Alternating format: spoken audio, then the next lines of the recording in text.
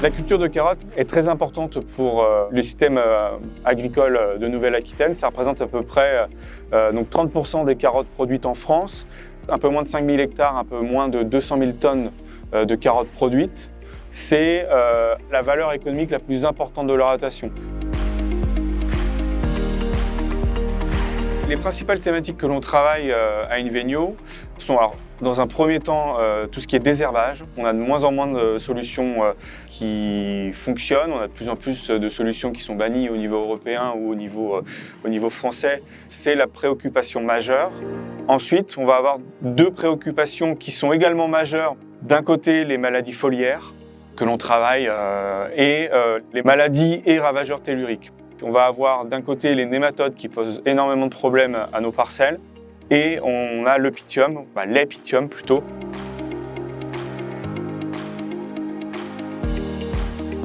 En ce qui concerne les maladies telluriques et en particulier les pythiums, on n'avait pas trop de problèmes avant 2018 parce qu'on avait le droit de faire de la désinfection des sols grâce au métham sodium par exemple, ce qui fait qu'on avait un sol qui ne portait ni pythium, ni nématodes, ni autres ravageurs ou maladies du sol et on pouvait produire de la carotte sans trop de difficultés. À partir de 2018 et l'arrêt de ces désinfections du sol, on a vu une augmentation régulière de la présence des pythiums et des maladies associées sur les carottes et cette évolution est de plus en plus impactante agronomiquement et économiquement pour nos agriculteurs. On a affaire à un complexe fongique. Ce n'est pas un seul champignon, donc pour le contrôler, c'est plus compliqué parce qu'on va avoir des matières actives qui vont être efficaces sur tel ou tel pythium. De plus, les cycles sont assez compliqués. On va avoir des reproductions sexuées, asexuées, qui fait que pour contrôler l'ensemble des cycles, il va falloir plusieurs molécules ou une molécule qui puisse être très générale sur le champignon. Si l'attaque est précoce, les dégâts les plus embêtants sont la fonte de semis. Et donc là, on va avoir une perte de plantules. À la récolte, on va se retrouver sur des rendements bien moindres qu'une parcelle sans cette fonte-là. Sur des attaques en saison, là, on va se retrouver sur des problématiques de qualité de la carotte, des carottes tachées, donc avec des cavity spots, du pythium, qui vont ensuite se nécroser, la carotte peut pourrir. En fait, ça rend plus compliqué cette conservation de la carotte et les exploitants préfèrent enlever ces carottes-là plutôt que de les commercialiser. Et on a une troisième chose, c'est qu'ici se fait pas mal de carottes de conservation. Ce sont des carottes que l'on laboure avant l'hiver, avant les premiers gels, et que l'on récupère lorsque l'on veut les mettre en commercialisation. Et la présence de pythium à l'entrée de la conservation va grandement diminuer les carottes viables à la sortie, en récolte, lorsque l'on va les extraire de la terre. Si on prend l'exemple de cette année, nous avons dû ressemer 2 parcelles de carottes saison dues aux fontes de semis pythium. Par contre, si on parle plutôt de l'impact sur la racine avec le cavity spot et les problèmes de conservation que ça peut engendrer, cela peut atteindre des taux de plus de 60% jusqu'à 80% de carottes impactées par le cavity spot. La double peine que l'on peut rencontrer dans le cadre de parcelles fortement impactées au pythium, un ralentissement de l'usine, c'est-à-dire que s'il y a 50% de carottes impactées par du cavity spot, l'usine qui tourne systématiquement à 15 tonnes heure devra ralentir sa cadence de l'ordre de 50%. Si le taux de carottes impactées dépasse les 80%, nous décidons de ne pas récolter la parcelle pour le marché du frais, mais plutôt la rediriger pour le marché de l'industrie, qui sera beaucoup moins bien valorisé. Le premier facteur important, c'est évidemment l'historique de la parcelle. Plus la carotte revient sur la parcelle, plus on va avoir de risque d'avoir du pythium. La deuxième chose, c'est les pratiques. Ici, on est en double culture de carottes. On va avoir la première carotte qui va favoriser le développement du pythium et en seconde carotte, on peut avoir des expressions de pythium qui sont bien plus importantes. Les rotations aussi, on fait une rotation tous les 6 ans à peu près, avec un retour de la carotte. Ça favorise l'expression importante du pythium. Il faudrait allonger les rotations, alors ce qui est économiquement difficile. Et puis deux choses au niveau climatique. Le pythium adore une météo entre 15 et 25 degrés. Donc on va avoir une expression importante au printemps et à l'automne. Et il adore les sols très humides. On va avoir des sols sableux, ça conserve peu l'eau, mais comme on fait une irrigation quasiment tous les 2-3 jours, on maintient une humidité très importante dans le sol. On remarque par contre qu'elle s'exprime beaucoup plus sur des sols compactés, sur des sols humides.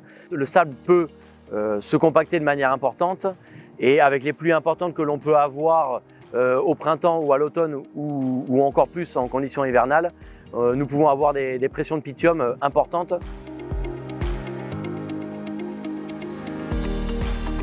Un des points de bascule dans notre lutte contre le pythium, c'est d'une part l'arrêt du métham sodium que l'on a provoqué précocement chez nous avant son interdiction officielle, et de deuxième part l'arrêt chez nous du méthallaxyle et le basculement sur des solutions de biocontrôle.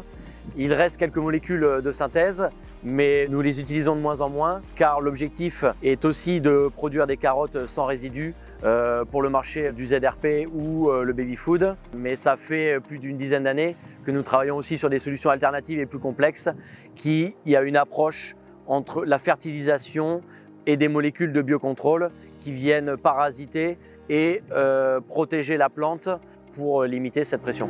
On utilise notamment des produits de chez l'Allemand. On utilise le Prestop en combinaison du Rice-Pea en 2 applications. L'une au semis qui permet d'avoir une colonisation du sol et sur le rang la plus précoce possible, et un complément en cours de culture qui permet d'étendre le cycle et la capacité de protection sur un cycle de carottes de l'ordre de 140-150 jours et encore plus si c'est dans le cas de carottes de conservation.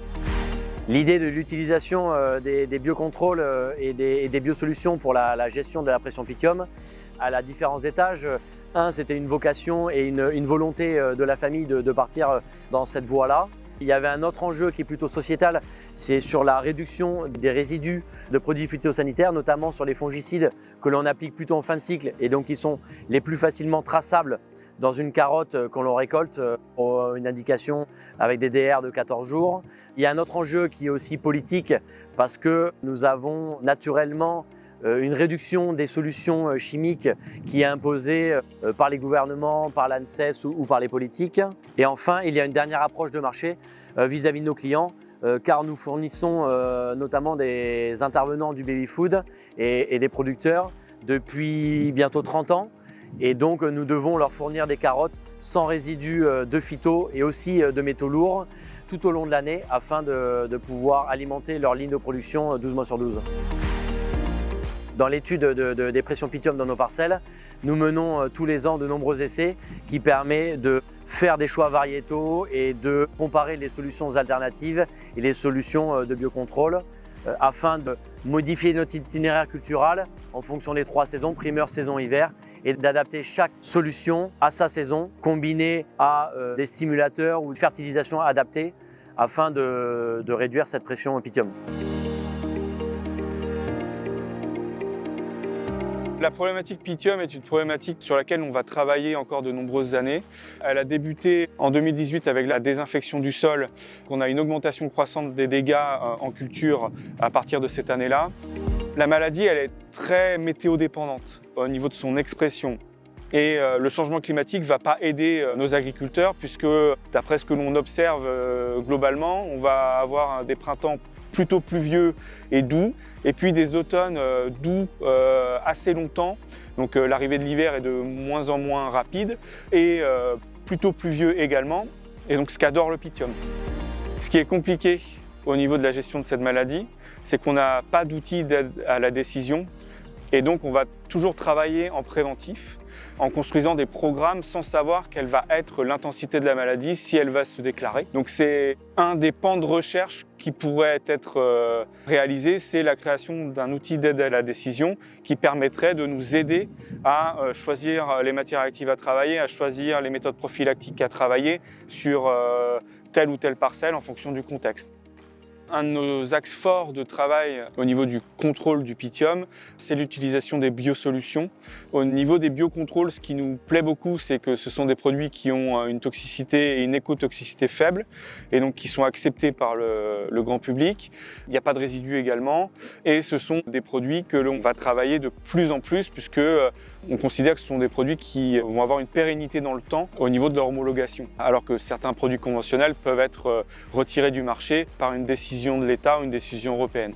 Si on parle biostimulation, on le travaille un petit peu aussi. Par exemple, lorsque l'on va travailler sur des attaques précoces de Pythium, on essaye de voir si l'on peut booster l'implantation de la culture en parcelle pour qu'une attaque précoce de Pythium ne fasse pas autant de dégâts que si la culture patine un petit peu et que l'on a des carottes moribondes au départ.